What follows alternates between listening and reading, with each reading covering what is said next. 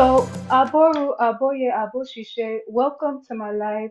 If it's your first time coming here and you don't really know who I am Yanifa Ifadosumu Oshun Fumike, and I'm here to introduce someone special. So today I have the honor of welcoming a true trailblazer and visionary. He is the founder and guiding force of Ifa Life, the Arete Ogbe Temple, the Ifa Life Kekere Resorts, and Ifa Life Travels and Projects.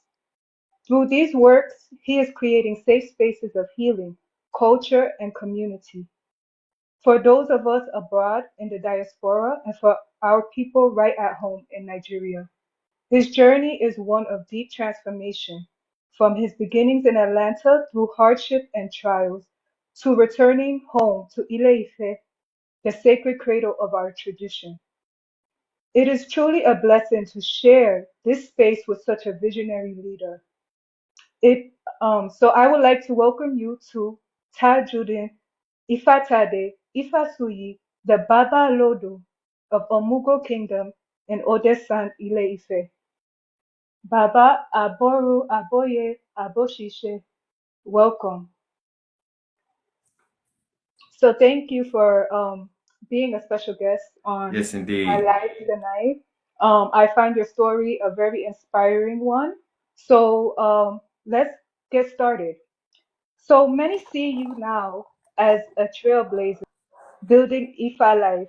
But before all of this, you were a young man in Atlanta. Can you share what life was like for you growing up and what your Yes. spiritual background was before Ifa became your path? Well, for me, growing up in Atlanta, Georgia is the cultural center of the South. Right. Atlanta, Georgia is basically the cultural center of the South. I did not grow up without having a knowledge of self. I didn't grow up without having spiritual guidance in my life.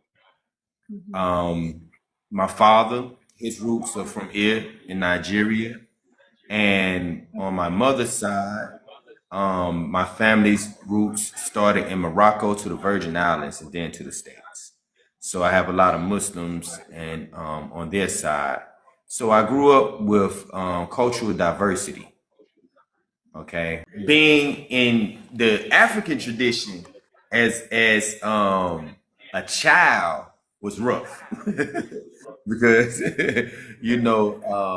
our people can be harsh sometimes. Our people can, and it's all out of fun and games to them when it's ignorance. you know. So I had a lot of things that I used to be ashamed of growing up in regards to our African tradition. So I chose the I guess I can call it the path that was just a little bit easier to be accepted, which my family also practiced on my mother's side, which was Islam. As you know, my name is Tajuddin. That's it. Yes. My first name is Tajuddin. And so I grew up, dealing with that right there. And Atlanta is a melting pot. So we'll have the melting pot of spirituality, then we have the melting pot of what our people go through in the West.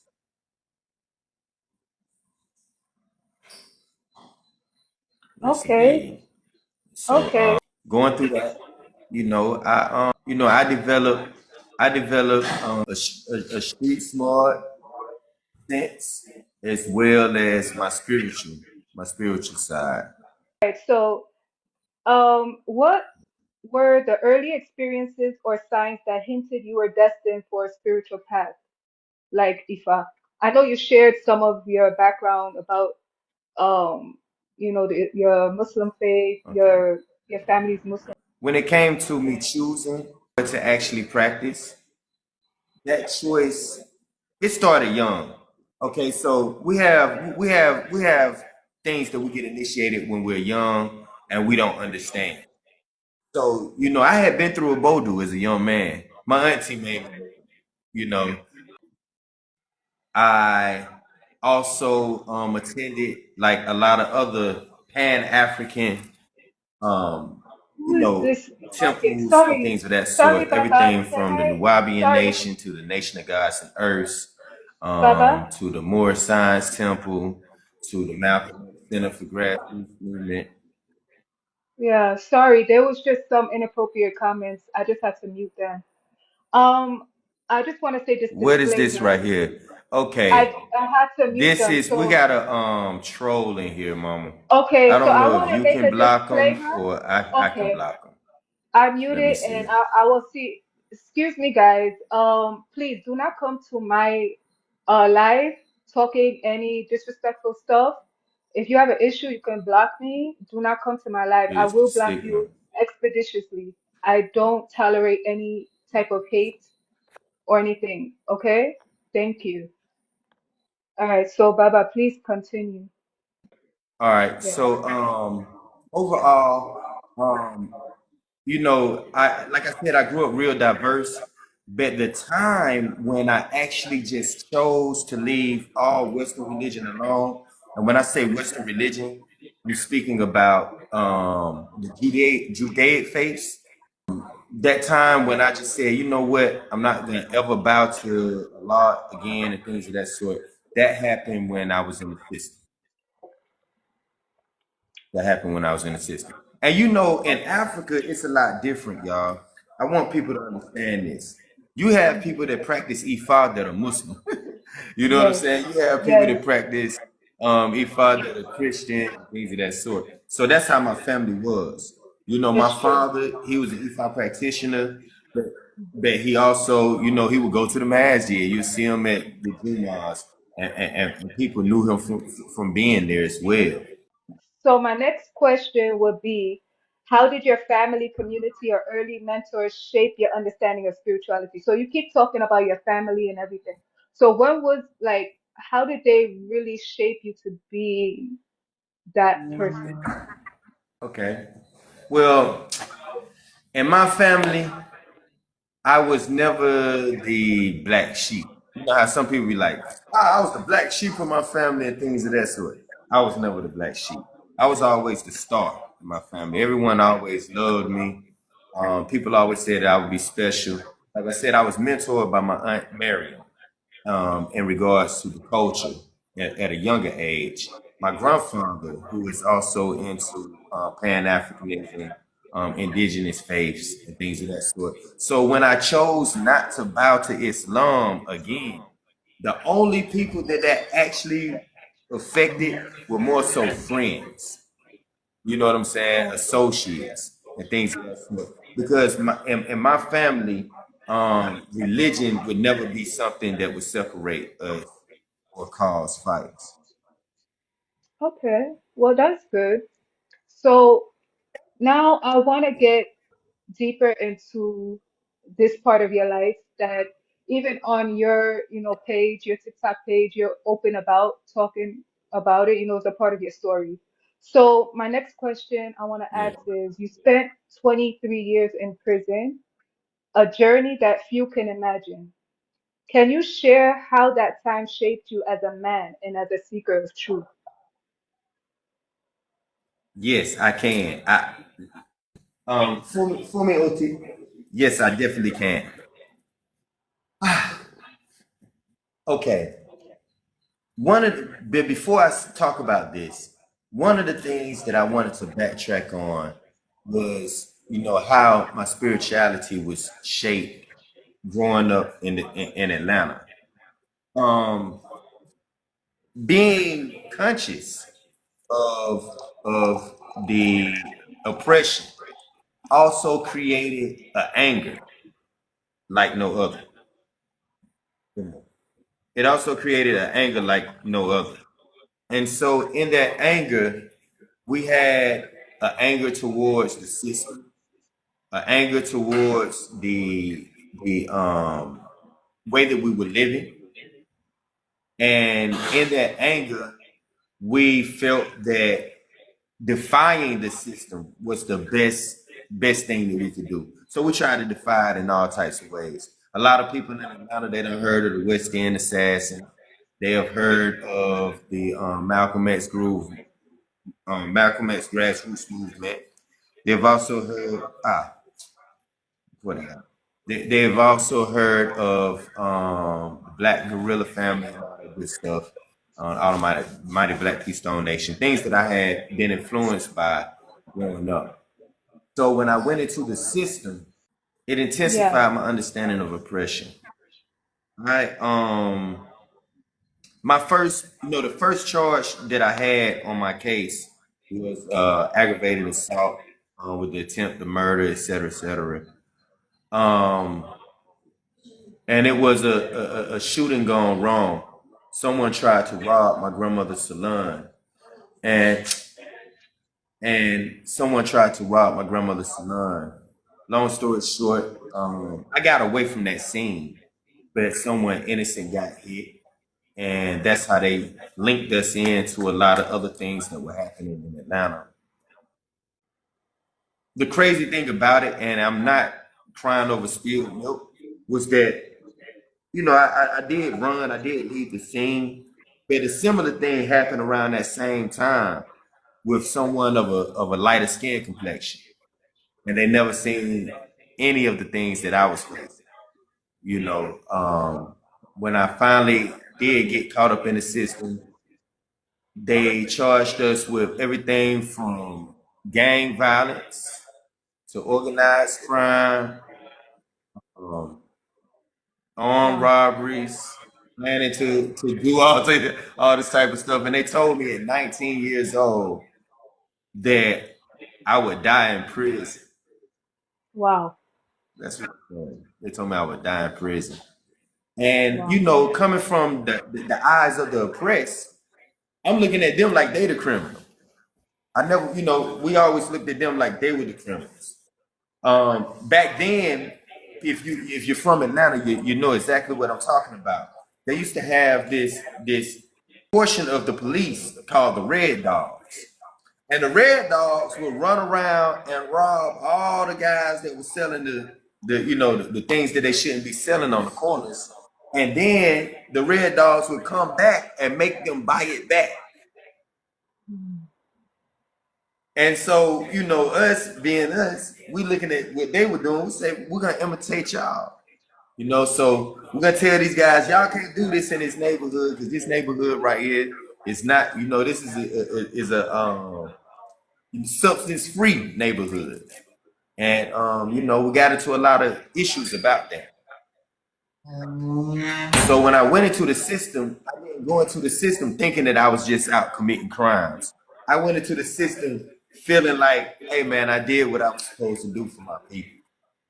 And going into the system at that age can be traumatic. There's nothing like being stripped. A lot of us think that we've been stripped of things, right? But there's nothing in this world like being stripped of your clothes, stripped of all your hair, they shaved you down. And it was so similar to what I had been reading about slavery and things of that sort. So it intensified the anger. It intensified the frustration. And I'm saying it like this for a reason. It intensified the anger, intensified the frustration, so much so that I didn't enter the system playing basketball, playing cards.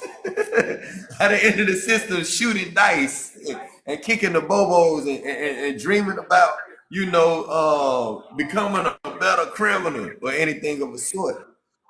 I hit the system feeling oppressed, feeling kidnapped. I hit the system feeling misunderstood. I wrote some papers. One of the papers that I wrote, it was called One Way In. This is where my book came from. The first paper, it talked about them taking us and stripping us down and telling us that we were going through diagnostics. And if you're going through something that's called diagnostics, you're supposed to be getting diagnosed. But nobody could tell me what was wrong with me. Nobody could tell me why I was angry. Nobody could tell me why is the system like this. And everybody in the system looked just like me. And we all young. And then the older brothers, they wasn't telling us nothing different. So I kept fighting. I kept fighting.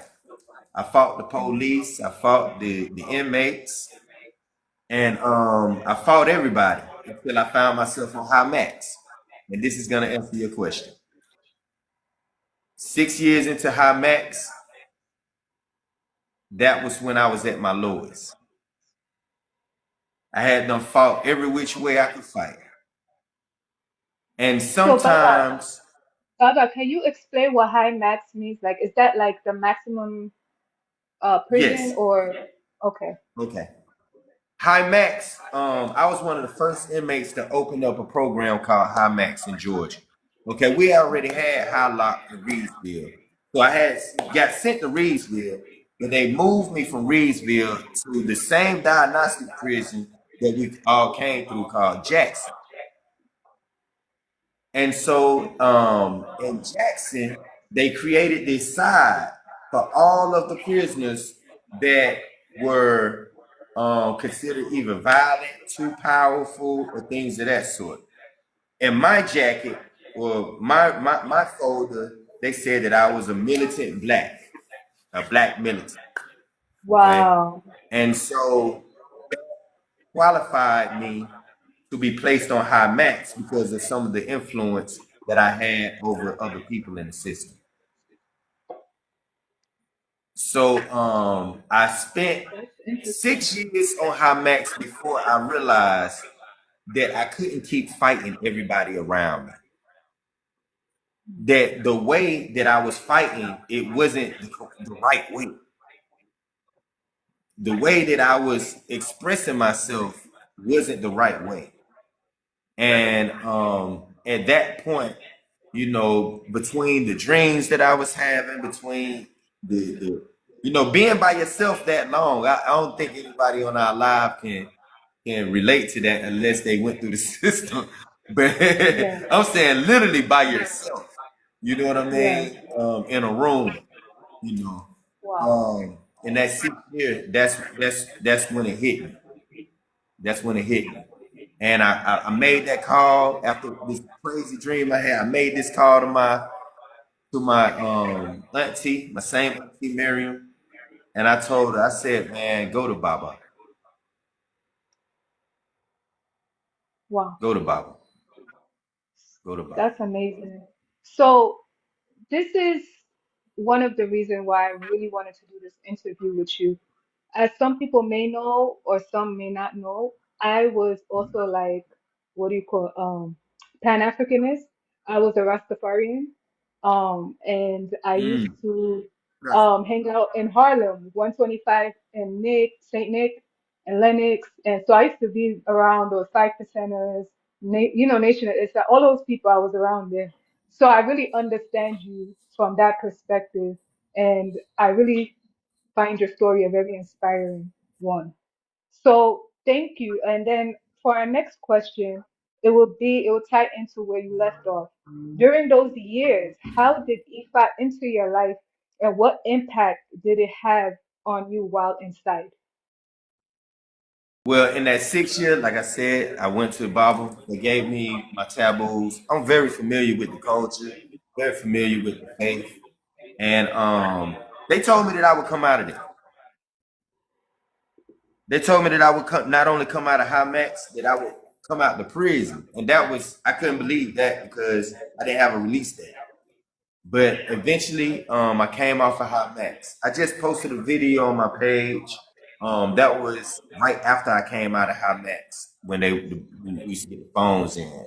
They made a video of me answering some questions, doing a quote unquote freestyle on knowledge.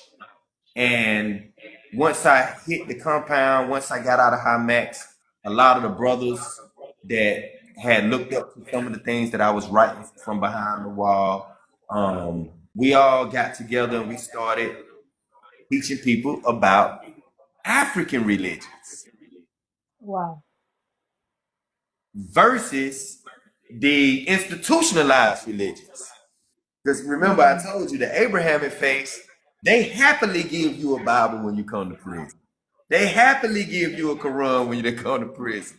And if you're a Hebrew Israelite or into the Jewish thing, they happily give you a Torah. and you can have your services and everything. But when it came down to talking about spirituality and things of healing yourself, working with your ori, working with your heart, working with your egg bait, and things of that sort, they would lock you down. It was forbidden. Yeah. And that Wow. became my fight. That became my I fight. truly, I truly understand. I truly understand. Trust me, I understand your background. I can how do you say? I can sympathize and I could resonate with you. So was there a specific teaching, verse, or moment in Ifa that gave you the strength and clarity to transform your life? Yes, yes, it was. Yes, it was. Um, one of the main verses of Arete Over, Mm.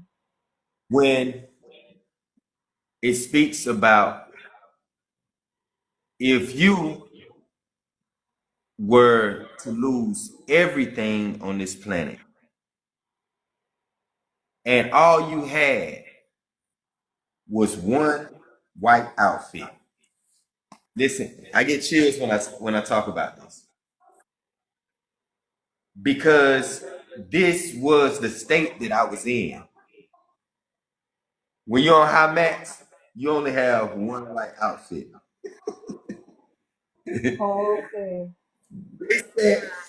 If I said if you were to lose everything and you only have one white garment, Wow. Wow. you should never steal to get you another.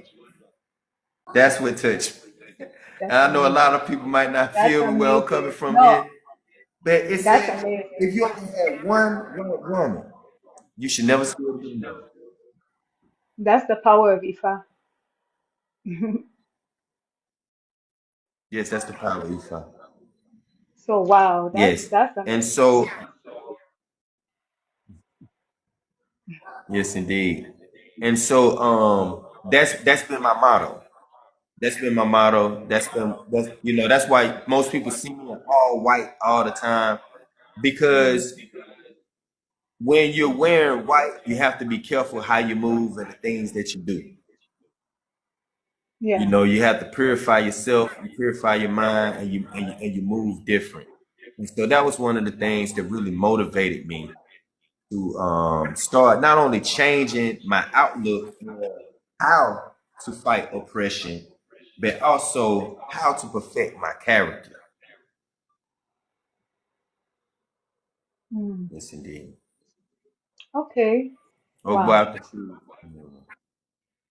So then my next question would be, how did you begin to see yourself not just surviving, but preparing for a greater purpose? Thank you all for the gifts. Like, so Well, from that moment, you when it can came say to that you start living for a more greater purpose. It's like you found yourself complete, like you start to know your true purpose. Can we say that? well, like I said, growing up, I always knew that I had to do something. I thought that my purpose was to fight this way, but that wasn't that gratitude. My purpose wasn't to fight that way. Um, Spiritual warriors, we fight different. So I had to learn a different comeback. I think me and you talk. You like martial arts and Yeah. stuff. I like martial arts too. Yes. So Hmm. that's how I practiced Kupi Gunny and Gumi and Wing Chun growing up. You know what I'm saying? So Wow. that was one of the things. Fight, fight, fight, fight. But I had to change the way that I was fighting, and so I learned that I couldn't fight the oppressors with their own books. I couldn't fight it with the Bible. I couldn't fight with the Quran. Can't fight it with the Torah. Can't fight it with none of that. What could I use? What could I use to actually come up out of this oppression? To actually come out of this? I had to go to Ifa.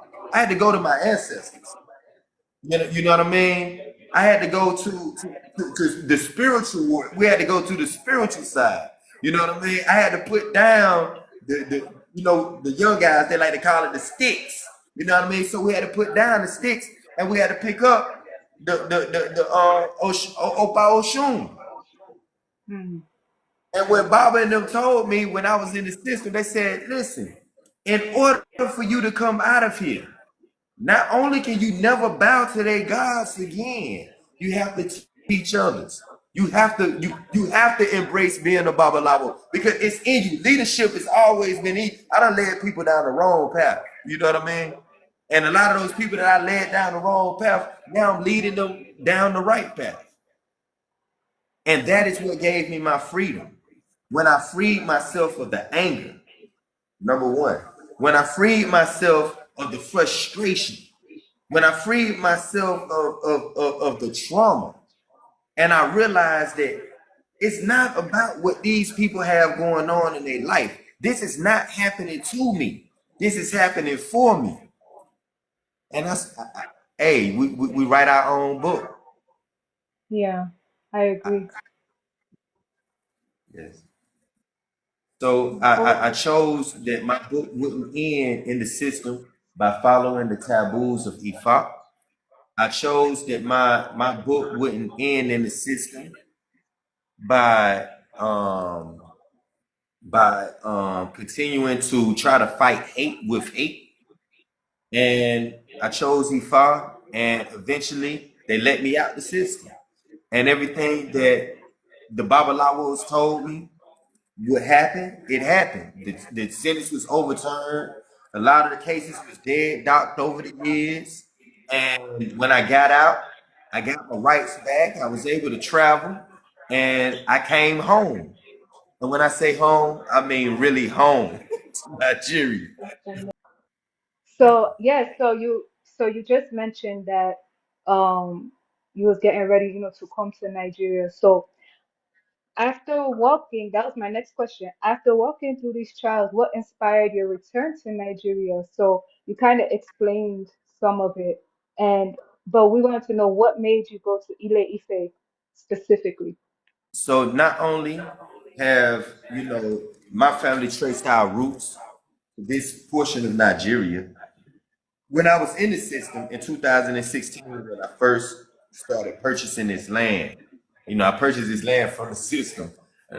But when I first started purchasing this land, Oh, I purchased it because of the Dafa that my auntie Miriam told me. She told me if I wanted to live and I wanted to be free, that I should come to Africa. And that's all we had been fighting for. mhm. In the Pan African movement, everybody say Kuji Chagalia, Yamoja, and all of these, African words and things of that sort. And everyone is always saying Mother Africa. I was one of those young men that used to have the Africa on his pendant. So it's always been our dream, but for most of our people, it has never been our reality. Yeah, And Ifa is what gave me the push to say, you know what? When I go to Africa, not only am I just going to go to Africa, I'm going to go to the source. And we all know as Ifa practitioners, hands down, except for a couple of New Age people, they're going to say that Ile Ife is the origin of Ifa. Ile Ife is the source. So that's why I came yeah, here. that's amazing. Um, I Hello. don't like to mention this, but there was a couple of people that are saying some negative stuff, but I just muted them. I don't like to bring Yeah. those stuff on my platform. I think that's something that is supposed to be dealt with personally. I don't discuss those things on lives, and I don't know the person who's coming with that. So, anyways, I want to focus on you. And so I just want people to know that I will mute you or block you depending on what you're saying and how you're saying it. So, with that being said, what did it feel like? Um, Spiritually, emotionally to reconnect with your roots? Like how did it feel and how did that return? shape your vision for creating spaces like Ifa Life for both the diaspora and the locals? When I stepped off that plane, it was surreal. It was surreal. When I first came to Ile Ife, it was surreal. Um, I can't say I cried or none of that type of stuff, but the breath that I took, it was a different breath. It was a deep breath, a breath of relief. It made me feel like I was closer to my destiny. At first, when I got here, I thought that I had done made it to peace. But as you know, as a spiritual warrior, you can always, have the opposition. But overall, creating this space for people to come to, creating a bridge from the states to Nigeria, that has been my dream. That's been my dream. That's been part of my destiny. And Nifa, I apologize. I Yes. told you, I have a lot of trolls. So they can try, like with me, I'm a very strong-minded woman. I'm not weak. They can try to come with whatever rubbish they want to come with, and I won't stand for that. So you could take that somewhere else. You will be dealt with immediately. So Baba, you can Thank continue. you. The goal originally was for me to just build a regular little house with a temple in it and just do work for my people here. But when I got here, I had went through some hard times, some negative stuff had happened when I got here. I found out, some things wasn't what I thought it was, and that's what inspired me to ensure that other people don't go through that.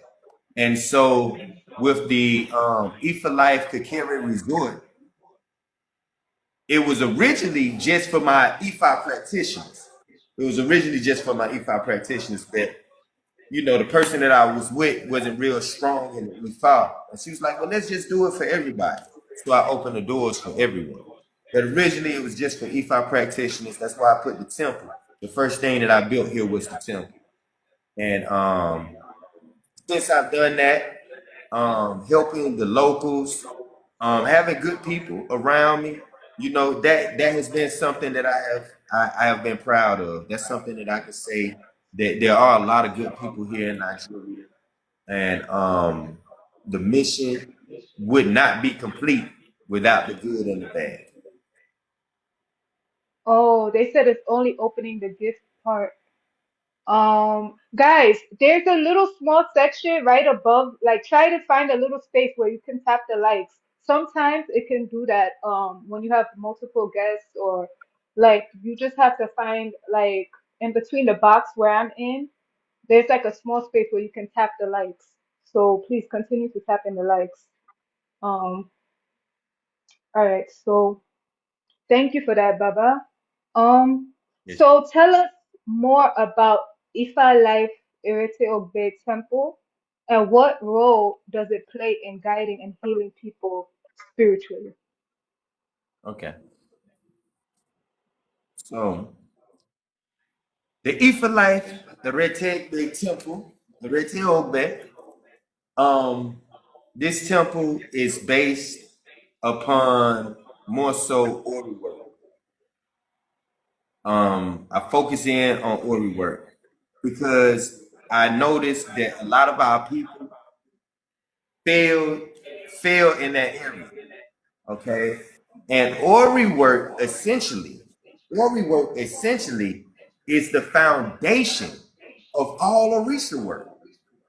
Yes, Even when we say the word Orisha, we have to start off with Ori. Okay, so we say Orisha or Orisha.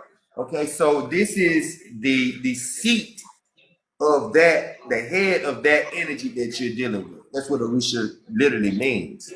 And so yes, I like to focus in on Ori work because at the end of the day, if you can feed your Ori, then you have the foundation of feeding all of Isha.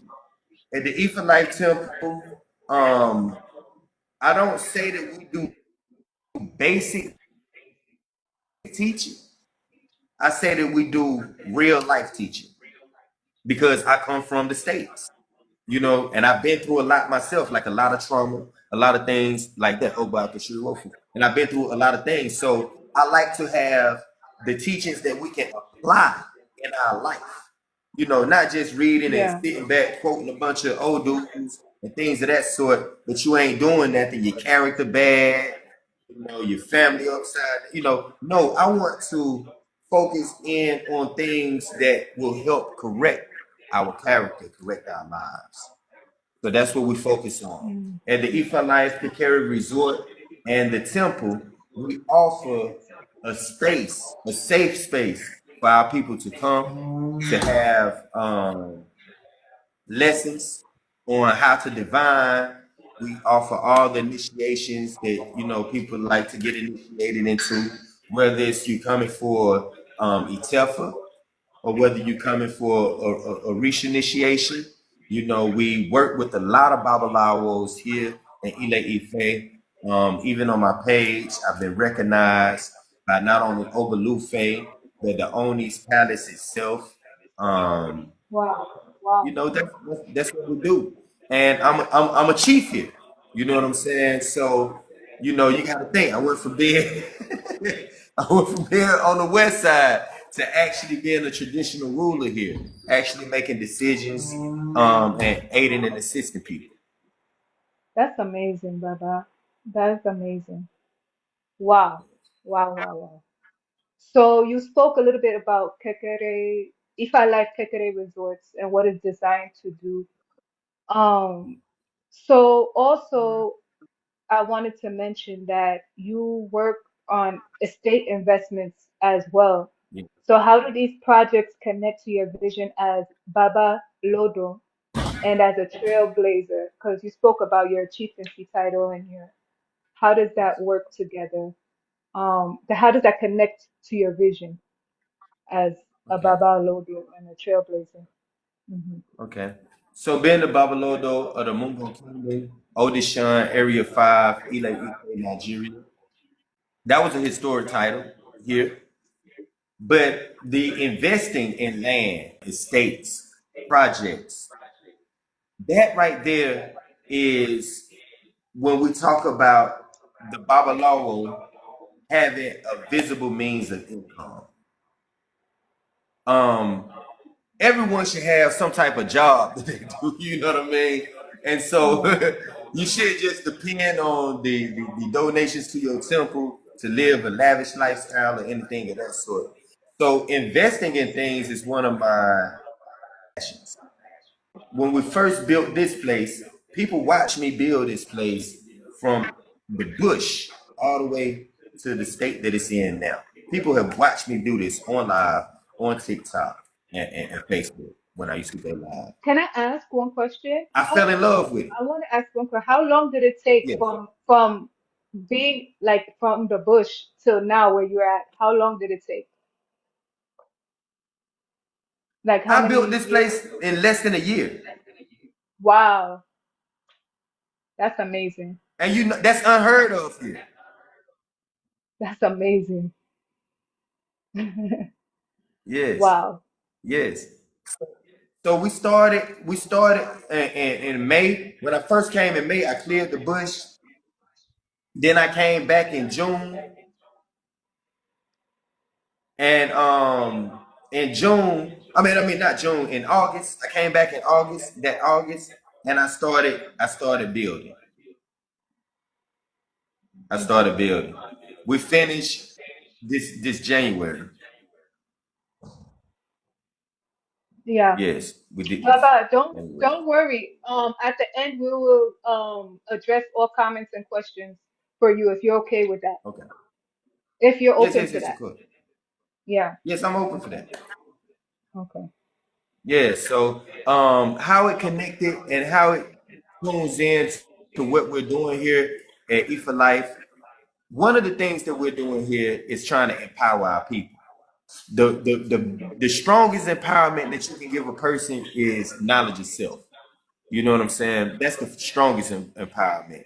But after getting knowledge of self, our people in the States, most of our people don't own their houses. You know what I mean? Most of our people don't own. Most of It's our people true. are renting. And then in America, when you buy something, you actually don't own it. You know what I mean? You see, because if you slip on them That's true. taxes, they're gonna take it from you. You know, and Mm. I watch. I think one day I was going down Ibadan Ife Express, and I seen some Hindu people, no Indians. I seen some Oh wow. Indians. It was a group of them, and they was outside, and they was just talking, and they was pointing at some land. I said, "Wow." And then I went on the other side of Ife, on the east side. I get there, and I mean on the west side of Ife. I get there, and I see a community of Asians Wow. In Nigeria. right here in Ile Ife. Yeah. Hold on, this is gonna get deep. I'm at the Just Right. I'm walking through the Just Right, and you know back then I used to have a lot of people around me and stuff. And we walking through Just Right, and I see a European guy, Hmm. and he got his little shorts on and stuff, and he was talking to somebody else, and they were talking about land. I'm like, now where you from? He said London. I was like, wow. So you have people of all of these various different nations coming right here to Ile Ife. And if you know about Nigeria, I'm saying Ile Ife, they come into Ile Ife and they're buying up the land. The Mm-hmm. largest plant here in Ile Ife is owned by Asians.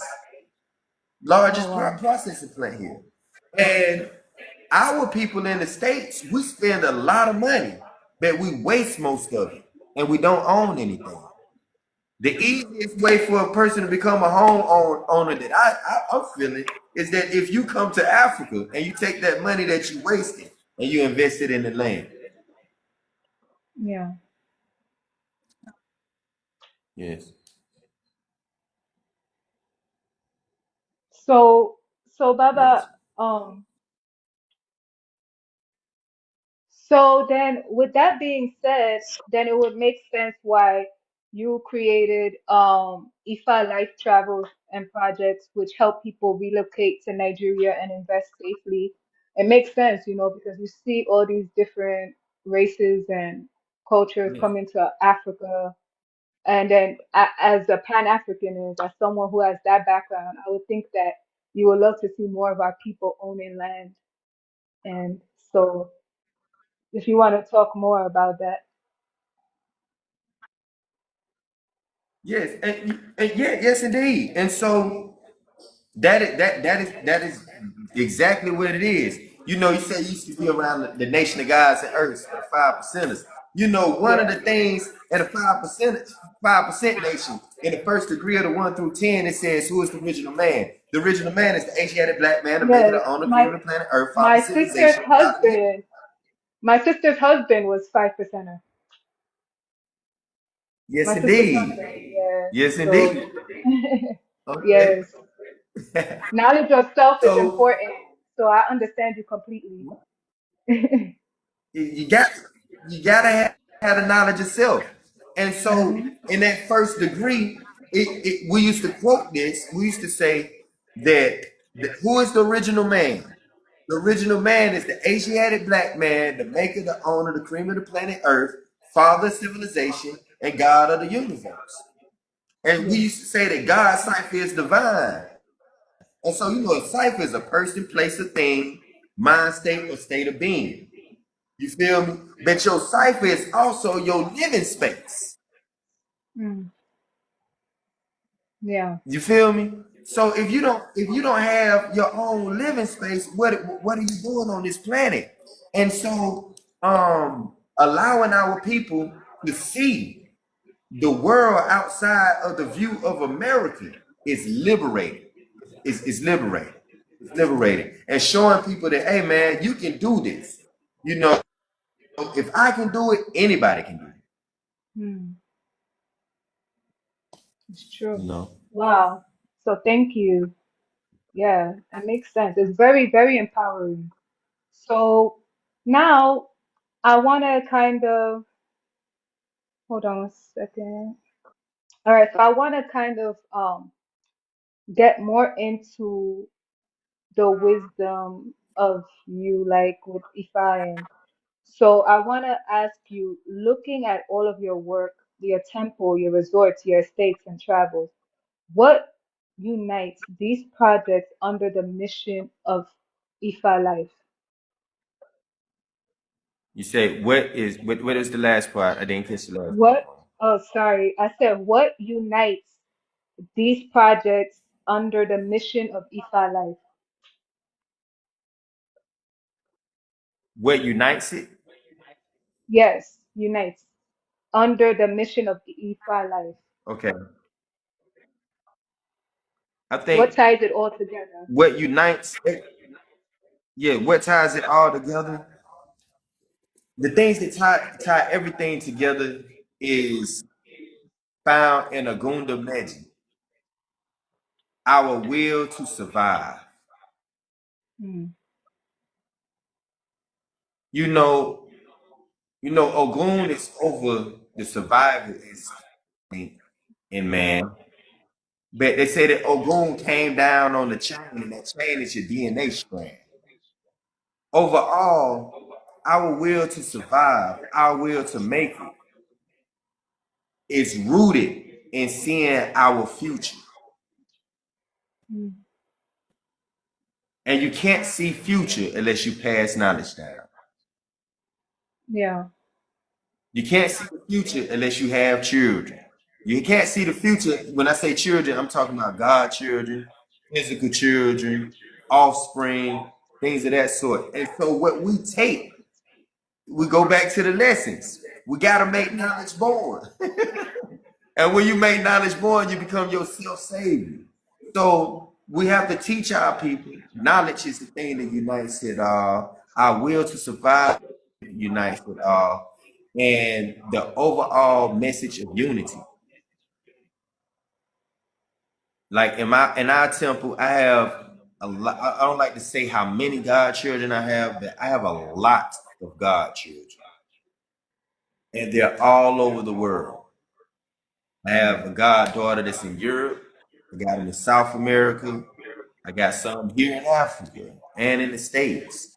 And we all don't always talk. We all don't know what everybody is doing at any point of the day. But what we do know is that we have a common goal.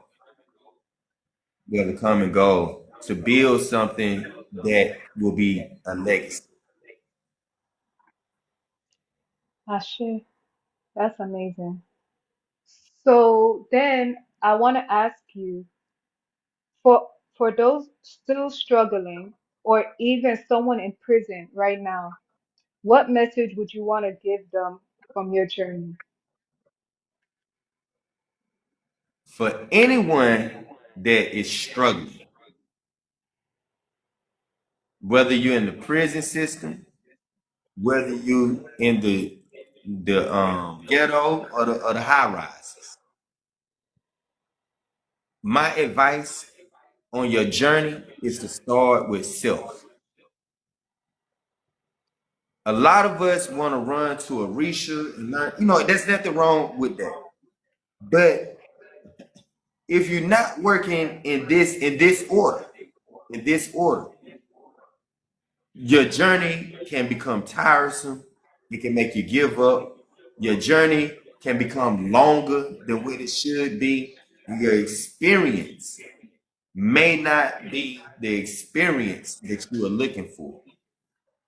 Number one, and I'm gonna keep saying it, Ori work is more than just saying Ori Mopio, Ori Mopio, Ori work is more than that. You have different parts of the Ori. You know, actually sitting down, meditating, actually taking time to reflect on your life. Because your Ori is your holder of destiny. And your experiences is the evidence of destiny. Your experiences are the evidence of your destiny. So going into your Ori, putting your experiences in perspective, going into your Ori and seeing who you are as a person. It's the first thing that you should start with. And that is an Orisha that is on your neck. You understand what I'm saying? That Orisha right there is not a Orisha that you leave at the house. That is not an Orisha that you put at the gate or any of that. This is the Orisha that follows you. This is the Orisha that follows you everywhere. This Orisha is essentially you. And we're living in a time. You know, our time frame on this planet, it first started with the Iramole coming down as Orisha. And then it started as the Orisha living as me. Those are the stories that we find in the old dudes. But now we're living in a Mhm. time where man is living as Orisha. That man becomes deified. So we got to get down to the nitty gritty and work on ourselves first and foremost. After working, while working on yourself, while working on yourself, because if you're in prison, that means that you're suffering from some type of disorder in your life. Just being real. You know, if you're in Yeah. prison, you're suffering from some type of disorder in your life, whether you're guilty or not. Something happened to put you in that position. And if you're living in the world and you feel like you're living in a prison or you feel like you're constricted, then that is due to some type of disorder in your life. And that disorder, that disease can be healed by working with your egg bank. And a lot of Babalawo, a lot of our practitioners will never hear us really talk extensively about egg bank. That's why I say that these are the first two that you should start working with if you want to find freedom inside yourself, freedom around you, and to free yourself from a lot of the things. Ori, egg bay, Ifa. You see how they go? Ori, egg bay, Ifa, and then get into your Orisha work. Hmm. Definitely. Definitely. Thank you for your wisdom. I want to say one thing to the audience. Please, guys, if you like this interview, you like this live, please show your support. Do more likes. There's 41 people here and there's only 4,000 likes. Get the likes up. Show support so I can continue bringing more people like this on my lives and it will encourage me more. Continue to like the live. Come on, get the likes up. Get the likes up. If you want to see more, get the likes up. We should have at least 10,000 likes already by now. At least 10,000, 20,000 likes. There's 40 people in here. But Baba, thank you for Hey, your wisdom. It's definitely, uh-huh. Sorry. can I answer this question that's in the chat? Someone Which said question? Iramole is bothering me. What he said is bothering me. He said the Okay, what did he say? Iramole means fallen angels. No, that's not true. It's not fallen angels. I mean, you can answer it real quick. I just wanted to focus on your interview, but you're the guest. If you want to answer it really quick, you can, Baba. It's just gonna be real quick. Yes. Iromole is not something that means fallen angel. Number one. Number two, angel is a Greek word from Anglos, okay? And it also can be found amongst the European when they say Anglo-Saxons and things of that sort. They deified themselves. So let's stop looking at our culture through the eyes of other cultures. Okay, Iramole are the heavenly beings. The Orisha are the ones that came down. Ashe. Sure. That's what they Definitely. said, son. I'm sorry. Definitely. We need to stop synchronizing our Orisha and our, the creation that's around, in the Yoruba cosmology. We have to stop synchronizing them with other religions and cosmologies. You have to use the names that is used as. Irumole is Irumole, Orisha is Orisha. So just please educate yourself on the correct terminology. And there's because in our African traditional spirituality, we don't believe in the devil that the other religions believe in. And so just educate yourself because you're going to sound like you're not educated and you're ignorant. So if you want to ask, you can ask, but please don't just assume because you're going to look foolish. Thank you. So, Baba, thank you for that. So I want to go to the next question. If you could describe your life and path in one word, what would it be and why? Hmm.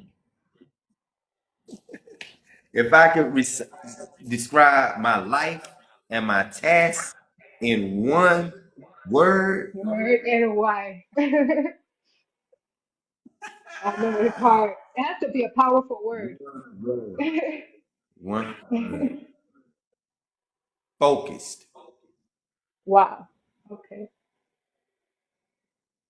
Because when we say focused, when we're talking about focusing is taking everything that you have, every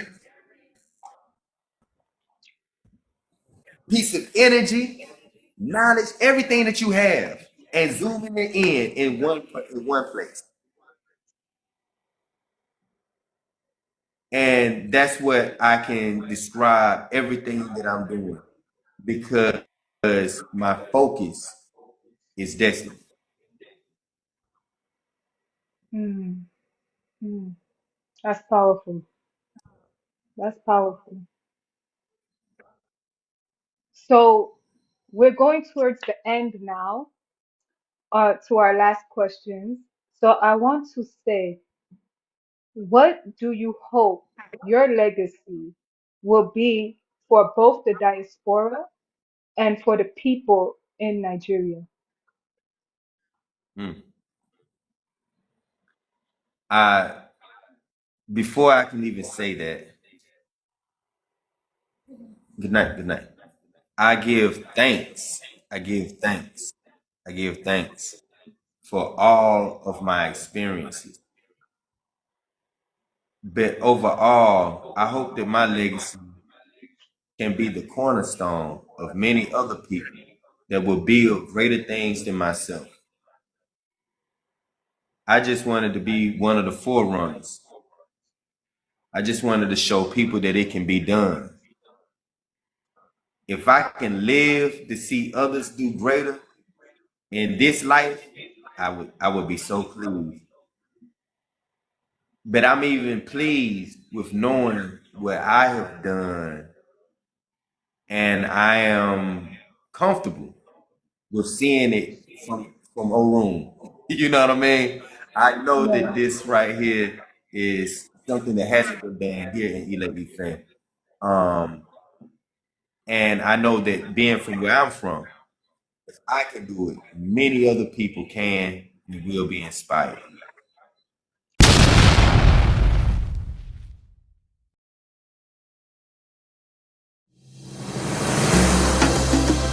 Wow. So I didn't really, well, you don't have to answer this question, but because you see you have some trolls and stuff like that, I wanted to say this. What do you have as a message for your haters and these people who are saying these so-called things, allegedly these things about you? What do you have to say to them? I say that on these people right here, I have to say this. I have to say this. Because I muted them, I didn't block them, so they can probably Okay, see that's it. good. So say it well, say it very well. Yes, yes, yes, yes, yes. I'm gonna say thank you, thank you. Arumula had haters. Arumula had haters.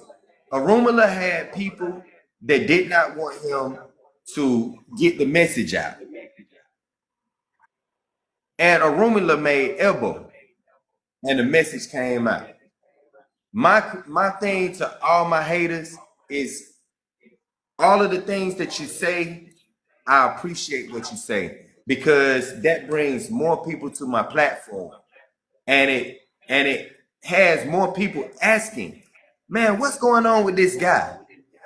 And when they listen and they see and they look it up, some of them don't hit me up on TikTok. They hit me up on Facebook. They hit me up on various different apps. Some of them go to my website and message me. They show me the lives that these people say, the things that they say on their lives and stuff like that. But I appreciate you. I appreciate everything. It's no love lost. I actually love you guys for the things that you do because it's motivation and it's making me realize that I'm focused. Mhm. You feel me? It makes me realize that I'm doing something that is good. Because if I wasn't, you wouldn't be here. So we greatly appreciate everybody. In fact, the more you try to troll, the system muted you all. That the more you troll, the more you do that, it just promotes us more. It makes me want to go harder, and I would never stoop to some of the levels of the things that we see online that were propagated by a person that I call Yahoo London. You know what I'm saying? The scammers. You know what I'm saying? It's one thing to be a troll. It's one thing to be angry. But if you are constantly doing the same thing, where's your healing? You know what I'm saying? Focus on something better in your life. And just know, man, hey man, we love you. We appreciate you guys for hating. And continue doing it. One day you'll get tired of it. Exactly.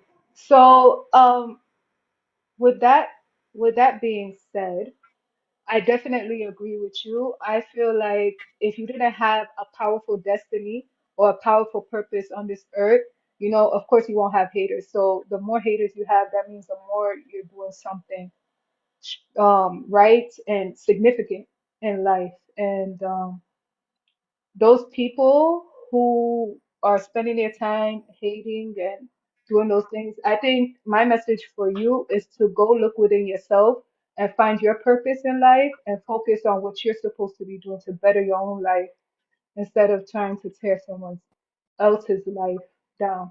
So that's what I have to say. But thank you, Baba. I'm gonna close with this, and then after we can bring some people up if you're okay with that, or do you just want them to be in the comments and answer the question, or do you want them to come up like as a request? What would you rather?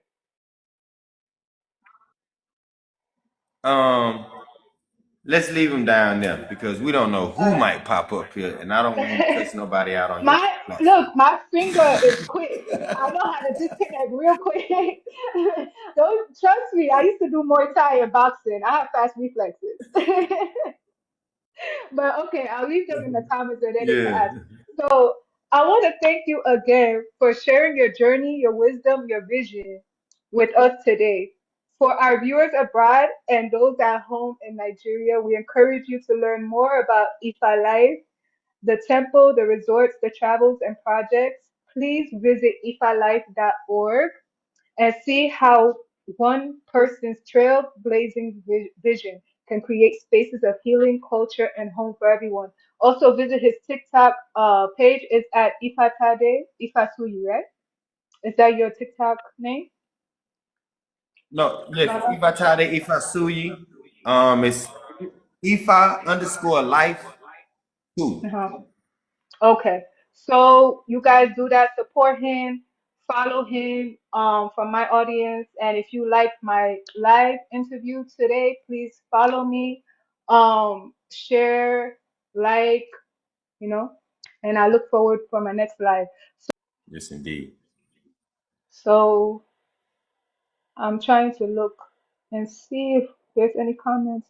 Do you have any questions for Baba Ifatade? But thank you so much, Son of Oracle, for joining. Thank you so much, Babalao. I appreciate your inputs. Maybe in the future you can see my other lives and we can have more discussions, Son of Oracle. Yes, indeed. Very, very powerful brother. Yeah, I appreciate it. Yeah. Yeah, Can I see King yeah. Slime? Alafia Um, overall, you guys, a lot of people in here. I recognize a lot of these names. I greatly appreciate you all coming to Ocean Funkus Live. Um, Thank I want to chime in on something. I want to chime in on something, and I want to use this platform to say something very, very powerful for all of my people here that are online, and say that they practice Ifa. Before you do, always consult with Ifa you. before you do. And this right here will help perfect your character. Listen what I'm saying. Before you do, always consult with Ifa. Before you speak, always try to say words of Mojuba. You feel Mm. me? Always try to say words of praise. Because your O4 Ashe, the words that you say have to have Ashe behind them. Always try to say things that are positive. Number one. Okay. When we do things and when we say things, you have to ask yourself, did Ifa tell you to say that? Did Ifa tell you to do this? She gave me a little second to talk about some of the trolls that are in the chat and things. But y'all gotta ask yourself, did Ifa tell you to do that? And be honest with yourself. Did Ifa tell you to come on this person's live and cause destruction, or to say things, or did Ifa tell you to steal? Did Ifa tell you to lie, to cheat? And Ifa, that's not what Ifa is about. See, those types of things right there is what I came from. Those types of things right there are what a lot of our people on here came from. Negativity. That's what I'm saying. A lot of us came out of negative situations. Ifa is not supposed to keep you in a negative situation. Ifa is supposed to liberate you. So y'all, man, when when you're out here living your life and you're taking in fresh air and you're letting out carbon dioxide and you're living and you're 10 toes down, utilize your time to do something positive. Utilize your time to do something positive. And if you don't know if you're doing something positive or negative and you're about to react or you're about to say something, ask yourself, is this a word of power? Ask yourself, did Ifa tell me to do this? What was the old dude that told you to troll? What is the old dude Exactly. that told you? You understand? You feel Exactly. me? And so that right there would clear up a lot of confusion And in your I life. also I want to add to that, Baba. Me as a woman, as a Ianifa who's still learning more about Ifa, I know I didn't introduce myself very properly for new people here. My name is Ianifa Ifadosumu Oshun Fumike Egbekemu. I was initiated in 2021 in Ogun State. I'm also in Ifa. I'm also initiated in Egbe, and I am an Olorisha as well. I've been going back and forth to Nigeria at least 5 times now. And so I'm very rooted in this culture. And I've went through some betrayals and things in my life in Nigeria by some people. And the way you go about things, you don't focus on hating the person or breaking someone. Better your life. Better your life. Find your purpose. And that's how you become someone instead of trying to go after someone and tear them down. If you're really a person of Ifa, you will follow good character. Like Baba just said, you follow Ifa, follow Odu Ifa. You don't just go out and just walk anyhow and do anything. When you say you're a person of Ifa, there's a way that we should do things and go about things, and we're supposed to align with our Ori, know what we're gonna say before we say it, know why we're doing what we're doing. So there's a way to go about things. So thank you, Hmm. Babalao, for um being here and being Gratitude. your leader, your inspiration for all of us, especially in the diaspora. You know, you're someone that people look up to for encouragement, motivation. So I really appreciate you being here tonight. Thank you so Gratitude. much. Gratitude. Yeah. I greatly appreciate being here. And I appreciate you allowing me to come on your platform. I appreciate the questions that the provoking questions that you asked. And like I told you, we're gonna be doing a lot of work together. I see it ahead. I greatly appreciate you. I greatly appreciate everything. I appreciate also. He said, "Y'all gonna make beautiful nieces." Hey man, Ah, stop that no, official. wait, what? Hold on. Baba has two wives, right? Two wives, Yes, Baba? all two lies. Please, I respect his wives. Please respect us. I know it might be a joke, but please respect us. And also, you may not know if I have my own husband, so please, let's be respectful. Yeah, man. Abby, I've been knowing Abby for a long time. Abby, you tripping, man. It's not that type of party, my brother. But Yeah. but Not every over collaboration is like that. yeah. But overall, I'm very fond of having people with positive energy in my life, in our life, and so I'm grateful. You know what she just touched on was a very powerful message, y'all. Correct your character. You know what I'm saying? Correct your character, man. You know, even in your anger, correct your character. We have the stories about Ogo getting angry and whatnot, and he would always have to come back and be like, "Man, I had to correct my character." When a Rumila got angry, he had to go correct his character. Anger is not a part of Iwakweli. Everything that we do, it has to be constructive.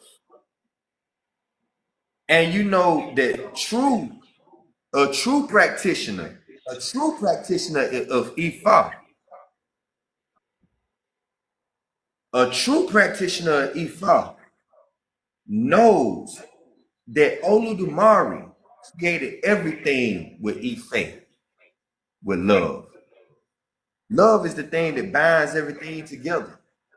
So if you're not moving from a place of love, you're not moving from a place of uprightness, and you're not moving from a place of the good character, overall good character, then you gotta correct it. That's our mission here on earth, y'all. No one came to this earth just to kick it. We all came here to fulfill our destiny. And until you start realizing if your actions are fulfilling the destiny or thwarting your destiny, you'll always be lost. And you have to come back again, you have to come back again, you have to come back again. All right? Exactly. Exactly. Exactly. Thank you so much, Baba. You're Wow. welcome. I'm trying to expand it. Wow, that is so powerful, the words that you speak and the wisdom that you carry through Ifa. Um, it feels like the interview went by so fast. I learned a lot of things and I enjoyed it thoroughly. So look out for more future collaborations with me and Baba Ifatade.